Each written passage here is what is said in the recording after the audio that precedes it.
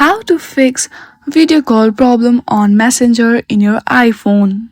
If you are having problem while doing video call and you want to solve it, then this video is for you. First of all, launch App Store on your device and then on the searching bar search for Messenger and see if any updates is available or not. If there are any updates available in the Messenger application, then hit on the update button and go through your settings on your device. From here, choose General. Now scroll down a little bit and hit on iPhone storage and search for Messenger.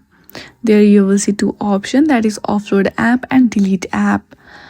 From both of them, choose offload app and do offload app and reinstall your application again and your issue will be solved. I hope you like this video. If you like this video, then please do not forget to like and subscribe to our channel. Thank you for watching.